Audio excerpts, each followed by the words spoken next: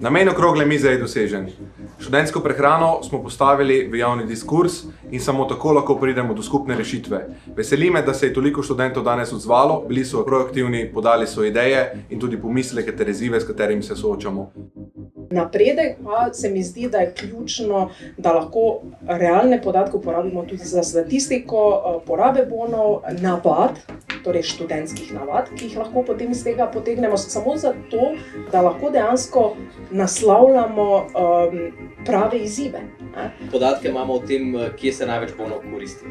Največ bonov se koristi v Žito, Burek, McDonald'su in v fast foodih. Ampak zdaj, sklepanje na navade študentov je nevarno tukaj, ker ni nujno, da je izbira nezdrava hrana, lahko je izbira zgolj poceni hrana in poceni hrana je hkrati nezdrava, ker ta logika je, kot tu se moramo paziti, malo nevaren je lahko ta sklep, študenti na podlagi podatkov izbirajo nezdravo hrano, ni nujno.